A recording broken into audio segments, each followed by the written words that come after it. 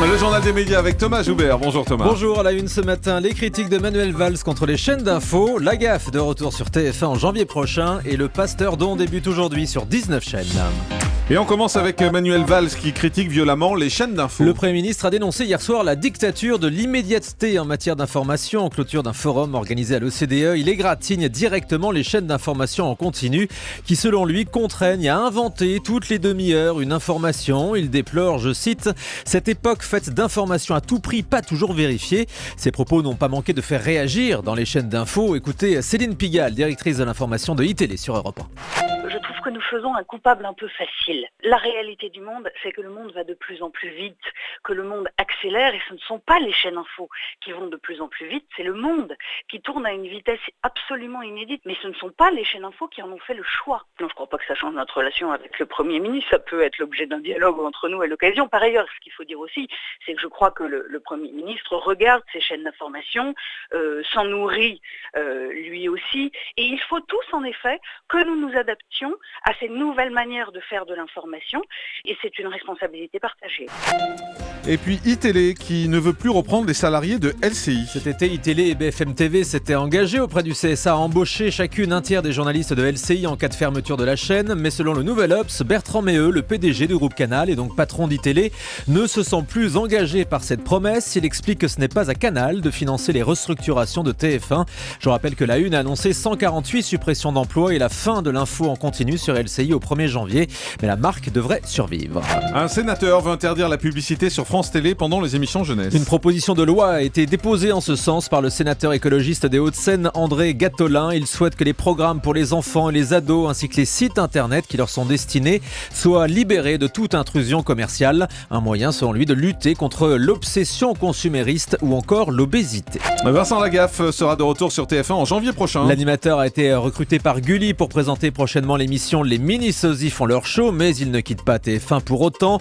Lagaffe sera de retour aux commandes de son jeu Le Juste Prix à partir du 5 janvier, selon des informations de Télé 7 jours. L'animateur a aussi tourné le pilote d'un nouveau jeu intitulé Boom, qui pourrait aussi arriver l'année prochaine. En espérant que ça fasse pas flop. Pas de Koh-Lanta cette semaine en revanche. TF1 proposera un magazine sur le net. Koh-Lanta remplacé par Danse avec les stars vendredi soir, car il y a du foot samedi, mais TF1 n'oublie pas les fans de l'émission d'aventure en leur proposant un magazine inédit sur le site internet mytf1.fr.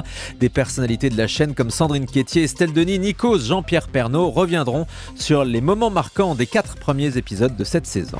M6 renouvelle son contrat avec Walt Disney Company. La chaîne va continuer d'avoir un accès prioritaire aux prochains films et dessins animés des studios Disney et Pixar. Selon le Figaro de ce matin, le contrat a été prolongé pour plusieurs années, entre 3 et 5 ans.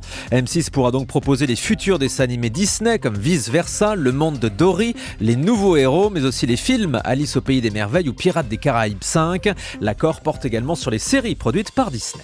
Et c'est aujourd'hui que débute le Pasteur Don sur 19 chaînes de la TNT. Europe 1 est également partenaire pendant 4 jours. Les chaînes de la TNT et 9 radios se mobilisent pour lancer des appels aux dons en faveur de l'Institut Pasteur. Alexandra Lamy est la marraine de cette opération initiée par Anne Barrère. Anne Barrère qui croit en la générosité des Français malgré la multiplication de ses œuvres caritatives. Écoutez. D'abord, les Français sont fondamentalement généreux. On ne peut pas donner à toutes les causes, donc chacun va choisir sa cause.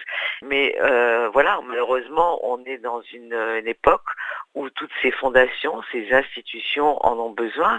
Et si malheureusement on ne faisait pas appel à la générosité, il y aurait des recherches qui s'arrêteraient ou des maladies qui seraient moins bien soignées. Les dons sont en baisse, mais ils sont toujours là. 1 euro, 2 euros, ça peut faire beaucoup à la fin. Voilà, donc mobilisez-vous pour cette opération. Moi je représente Énergie 12 d'ailleurs dans cette opération pour le Pasteur Don. Bernard Tapie renonce à la reprise du quotidien Nice Matin. L'homme d'affaires actuel propriétaire de la Provence a abandonné son offre de reprise de Nice Matin. En revanche, il préfère soutenir financièrement le projet de reprise des salariés à hauteur de 8 millions d'euros. En échange, Bernard Tapie espère obtenir 50% du titre Corse Matin. Beaucoup de réactions aux États-Unis après les accusations de pédophilie contre un acteur de la série 7 à la maison. Stephen Collins, connu pour son rôle du révérend Camden, est accusé d'agression sexuelle sur 3 enfants. Suite à ce scandale, la chaîne américaine qui rediffuse la série a décidé de la déprogrammer immédiatement. L'acteur a également été viré du casting du film Ted 2 qui sortira l'année prochaine. Et les tristes nouvelles s'enchaînent du côté de la série 7 à la maison, puisque outre ce scandale, on a appris hier la mort d'une des comédiennes, Sarah Daniel Madison, qui incarnait le personnage de Sarah Glass. Elle est décédée à l'âge de 40 ans. Et on termine avec le chiffre du jour. 1550, le nombre d'heures de programme de la société de production Banijay diffusée sur la saison 2013-2014. Un chiffre qui permet à cette société de prendre la tête du classement des producteurs. Classement du magazine Écran Total. Le groupe Banijay détient notamment la société de production de Cyril Hanouna qui elle seule a produit 866 heures de programme sur ça fait D8, beaucoup, notamment avec Touche pas à mon poste l'année dernière. Endemol, qui était longtemps leader du classement, n'est que 5e cette année. Merci beaucoup.